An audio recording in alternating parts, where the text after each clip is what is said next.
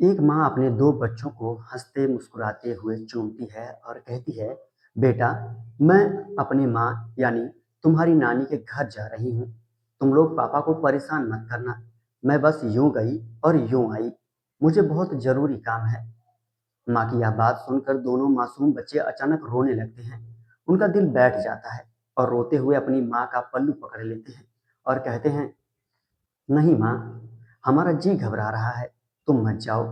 लेकिन माँ बच्चों को शांत कराती है और उन्हें पुचकारती है, फिर घर से बाहर निकल जाती है। उन्हें क्या पता था कि बच्चों का वो रोना, उनका वो जी घबराना महज एक इत्तेफाक नहीं, बल्कि भगवान की तरफ से एक इशारा था। वो माँ घर से निकलती तो जरूर है, लेकिन फिर कभी वापस लौट कर नहीं आती। इसके बाद वो जिस हाल में मिली, उसे देखकर हर किसी की आंखों से आंसू बह निकले। पूरे इलाके में चीख पुकार मच गई। आखिर उस बेकसूर महिला के साथ रास्ते में ऐसी क्या दरिंदगी हुई जिसने पूरे समाज को हिलाकर रख दिया? क्या हमारे देश का कानून और हमारी सरकारें ऐसे दरिंदों को महज एक हफ्ते के अंदर फांसी के फंदे पर लटकाकर एक मिसाल पेश कर पाएंगी? यह सब आज की इस रूह कपा देने वाली सच्ची घटना में हम जान पाएंगे। यह खौफनाक और सच्ची घटना है राजस्थान के दौसा जिले के रामगढ़ पचवारा थाना क्षेत्र के अंतर्गत आने वाले गोपालपुर गांव की। इस कहानी के मुख्य किरदार 32 साल की एक महिला थी, जो अपने ससुराल जयपुर के जगतपुर से अपने मायके गोपालपुर जाने के लिए 23 अप्रैल 2022 की दोपहर करीब 12:30 बजे अपने बच्चों से वादा करके निकली थी।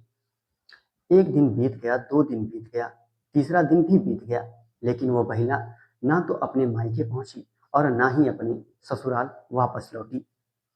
दोनों तरफ के परिवार वाले, रिश्तेदार और पड़ोसी सब परेशान हो गए। उन्होंने अपनी तरफ से हर मुमकिन जगह तलाश की, लेकिन उसका कहीं कोई अता पता नहीं चला। आखिरकार 24 अप्रैल 2022 को रामगढ़ पचवारा थाने में उनकी गुमशुदगी की रिपोर्ट दर्ज कराई गई। जब काफी समय बीतने के बाद भी पुलिस ने ढिलाई बरती तो गांव के सैकड़ों लोग इकट्ठा हुए और पुलिस प्रशासन पर दबाव बनाया।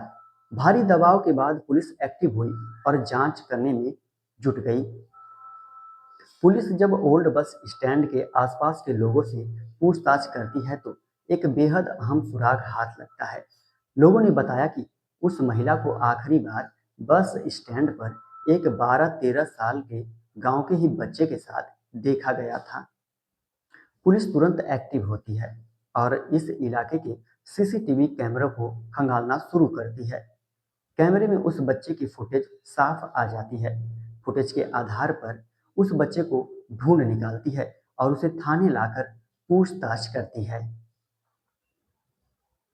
शुरुआत में बच्चा डर जाता है, लेकिन जब पुलिस उससे प्यार से और थोड़ी सख्ती से पूछती है तो वो जो कहानी बताता है, उससे पुलिस के भी होश उड़ जाते हैं। बच्चा बताता है, अंकल, मैं उस दिन ओल्ड बस स्टैंड पर ही खड़ा था। वो आंटी भी वहीं खड़ी थी। हमारे गांव की दूरी वहां से करीब 5 किलोमीटर थी, लेकिन उस रास्ते से कोई सवारी गाड़ी का या साधन नहीं चल रहा था। हम दोनों पैदल ही आगे बढ़ने लगे।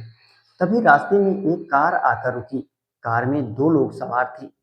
उन्होंने बहुत ही शरीफ बनकर आंटी से कहा, बहन जी, अगर आपको ऐतराज ना हो तो हम आपको आगे तक छोड़ देते हैं। हम भी उसी तरफ जा रहे हैं। रास्ता सुनसान था, इसलिए आंटी ने मुझसे भी साथ चलने को कहा। लेकिन मेरा गांव पहले आ गया तो मैं कार से उतर गया और आंटी उसी कार में आगे चली गई। उनके साथ कार में दो और लोग भी बैठ गए थे। बच्चे की इस गवाही के बाद पुलिस के सामने पूरी पिक्चर साफ हो चुकी थी। पुलिस ने उस रास्ते से आगे के सारे सीसीटीवी कैमरों को खंगाला और आखिरकार उस संदिग्ध कार का नंबर ट्रैक कर लिया। कार के आधार पर पुलिस ने एक आरोपी को हिरासत में लिया और जब थर्ड डिग्री का इस्तेमाल किया तो उसने जो सच उगला, उसने इंसानियत को शर्मसार कर दिया। आरोपियों ने बताया कि वो उस महिला को बहला फुसलाकर कार में बैठाकर बस्सी इलाके के एक बेहद सुनसान जगह पर ले गए। वहां चारों दरिंदों ने मिलकर उस बेकसूर महिला के साथ बारी बारी गैंग रेप जैसी घिनौनी वारदात को अंजाम दिया। अपनी हवस मिटाने के बाद जब वो उसे छोड़ने वाले थे, तभी उस महिला ने हिम्मत दिखाई और रोते हुए कहा कि मैं तुम लोगों को छोड़ूंगी नहीं। घर जाकर अपने परिवार को सब बताऊंगी। मेरे घर वाले तुम्हें जेल भिजवाएंगे। बस उसका इतना कहना था कि उन चारों दरिंदों के सिर पर खून सवार हो गया। उन्होंने पकड़े जाने के डर से उस महिला का गला घोंटकर उसकी हत्या कर दी और लाश को बस्सी इलाके के ही एक सुनसान कुएं में फेंककर वहां से फरार हो गए। घटना के लगभग 48 घंटे बाद पुलिस ने उस कुएं से महिला की लाश को बाहर निकाला। कड़ी धूप और गर्मी की वजह से 48 घंटे के अंदर ही उसका पूरा शरीर काला पड़ चुका था। शुरुआत में लोगों ने बताया कि उसे पेट्रोल डालकर जलाया गया है, लेकिन पोस्टमार्टम रिपोर्ट में साफ हुआ कि झुलसने की वजह भयंकर गर्मी और मौत की असली वजह गला घोटना और गैंगरेप था। जैसे ही यह खबर फैली, गोपालपुर और आसपास के हजारों लोगों का हुजूम सड़कों पर उतर आया। मायके वाले, ससुराल वाले और ग्रामीणों ने शव को सड़क पर रखकर धरना प्रदर्शन शुरू कर दिया। माहौल इतना बिगड़ गया कि जिला अधिकारी कमर चौधरी और एसपी राजेश कुमार गुप्ता को खुद भारी पुलिस बल के साथ मौके पर आना पड़ा। अधिकारियों ने रोते बिलखते परिवार के हाथ पैर जोड़े और उन्हें भरोसा दिलाया कि इस मामले को फास्ट ट्रैक कोर्ट में चलाया जाएगा और आरोपियों को कड़ी से कड़ी सजा दिलाई जाएगी। प्रशासन के इस भरोसे के बाद नम आंखों से उस बेकसूर माँ बाप ने अंतिम संस्कार किया। दोस्तों, इस घटना के बाद उन चारों आरोपियों को पुलिस ने सलाखों के पीछे भेज दिया है। लेकिन जरा सोचिए, उन दरिंदों की हवस ने एक हंसता खेलता परिवार उजाड़ दिया। आज उन दो बच्चों का रो रो कर बुरा हाल है, जो बार बार कह रहे हैं कि काश हमने माँ को जाने ही न दिया होता, काश माँ ने हमारी बात मान ली होती। आज उनकी परवरिश पर एक बहुत बड़ा सवालिया निशान लग गया है। इस कहानी को अपने चैनल के माध्यम से आप तक पहुंचाने का मेरा मकसद सिर्फ और सिर्फ आपको जागरूक करना है।